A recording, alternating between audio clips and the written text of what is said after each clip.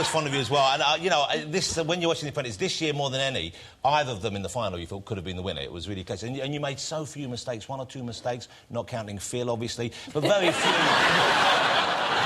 very few mistakes.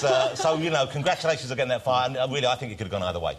So, for me, it was a question of focus, Kate. And I must say, when Sir Alan gave you this chocolate task, you could see the difference between you and Yasmina. You were all smiles and teeth, and Yasmina looks like she's just got a phone bill. She's just focused. Look at this. Now, your final task is to create and launch a brand new box of chocolates.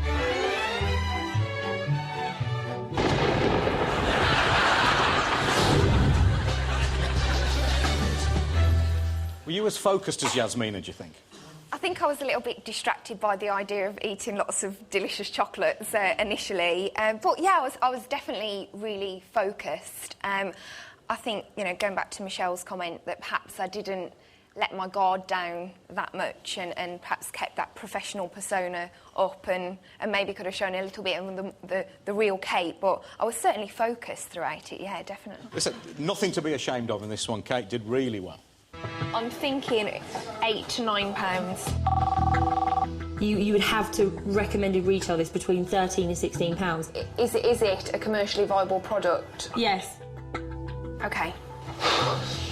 The recommended retail price for Shoptamore is £13. £13 is a lot of money. It really is more than just a box of chocolates. 1 set of chocolates for the guy, 1 set of chocolates for the girls, and 1 to share or to fight over. Oh. That's a nice coloured box. That is quite elegant, actually. I think Shoptamore is genuinely quite a revolutionary idea. The minute you mentioned the price, they said this is not a mass distribution item. But although they were quite expensive, they tasted very, very good. Some of them were excellent. Those chocolates are absolutely delicious, and thank you for giving them to us. You're welcome. So your chocolates were just a bit too pricey, but a marvellous box, I'm sure we're all agreed? They tasted fabulous, and I think the box is quite unique as well, but given the economic climate, perhaps a little bit on the pricey side. The box looks like a pregnancy testing. That's what I was going to say. It was initially. If you put the chocolates with the pregnancy testing, then I think, you know, you got a deal. Maybe I'll be on £13, that'd be value, wouldn't it? And maybe one of the chocolates could have a condom inside, making it chewy and useful. And they turn into... I didn't want to go down the sex cells route, Jonathan. I mean, Ben was keen to do that. I think you went halfway there, weren't you? Yeah. It's like a fallopian tube on the side. Look at that, look. It's like a doctor. There she is, only 3 months gone, but they can see here. I don't know. You've tasted the chocolates. What did you think of them? Was it the square one we spat out? There was one... No, you spat one out. I ate everything. I wiped it all over my face because I think that's a brilliant concept for girls on a diet. Why eat them? Just spread them. That advert was so horrible. It's like you've been locked up with a mad woman who's tied up and is smearing chocolate all over her face. But the other ones were much worse tasting than this. Yeah, these were the least. These were all right. These were nice chocolates. We had some of the electric shocker box or whatever it was called, and the strawberry basil one. It was like sucking on a soap in a cheap hotel. It was horrible. Our panel mentioned your ad. In fact, Jonathan had a good expression for it. What did you liken it to, Jonathan? I thought it looked like German porn. Not that I've seen any, but I've been told. But it was weird. As soon as you started smearing the model's face with chocolate, someone must have thought, that looks horrible. No one's going to want to eat that now. You see that? It just looks like it's like a Saint-Tropez that she forgot to wash off in time. You know, it just looked odd. Perhaps went a little bit OTT with the chocolate. I just felt that your pricing architecture was just not right at all. When you're targeting a customer, you have to think about who you're going to compete with. When you get above a certain price, like £5, £10, you know, I just think you priced yourself out of the market completely.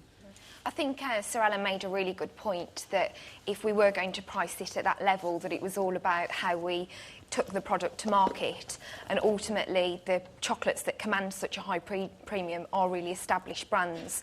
So it would be looking at how we could really build that brand loyalty and build that slot on the shelf, and it's perhaps a little bit too ambitious for I think so. Once you get above like £10, I think it becomes a gift for someone instead of buying them to stay in and watch a film. Well, listen, you were accused of being robotic at times, but you certainly showed a bit of passion here, kinkiness. I don't know what you'd describe it as, but something different we saw in you. Thank you so much. I love you. What would be good is if the twist was she could whip his tie off, tie his hands here. We could have Tammy, chocolate all round her face, stuffing her face with the share box. How's this looking, guys? I don't know if I like that or not. And action. Come on, really fight, Yeah, then. fight. Get out there, get out. Can I hear him struggling? Can I get a from you? You know, S&M. I don't know why the camera should focus on Philip there, I'm sure, but you're not a Miss Whiplash at the weekends and tie people down or anything like that? Sexy hidden secrets, I'm afraid. Right. Have you done that? No, Ruby. Oh, OK. I think from looking at that clip, Nick's done it, though, from the look of things. It was a flashback moment. He's like, ooh. Who cold? Licking it off of Margaret's face.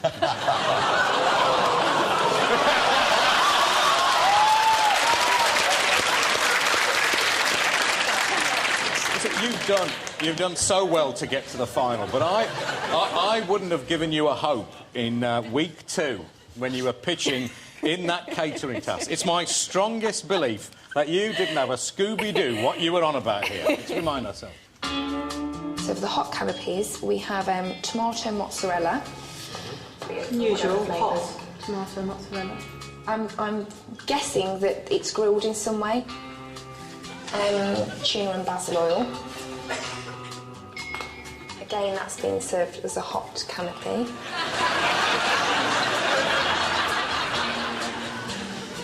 The cold canapes, bruschetta, which is always a favourite.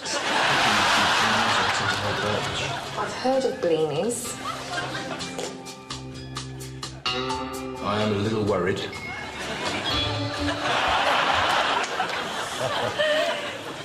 Does that still keep you awake at night?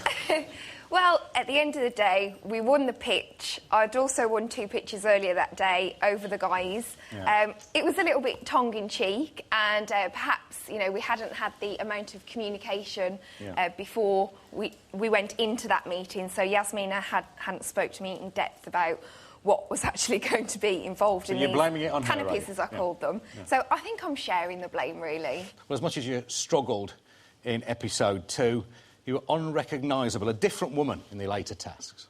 I'll put some adventure back into your breakfast with my tasty treasure flakes. Action! Well, Kate, your advertising campaign seemed to be the best one. It's all natural products. We sourced it all locally, made it ourselves yesterday. Thank you very much. Bye. Anyone interested in buying a bike? Cheers, mate. OK, we'll make a deal, £3. Oh, thank you very much. Pleasure doing business. We know that Margate was once a very well-regarded tourist resort, and we believe that through our campaign we can make it very popular once again.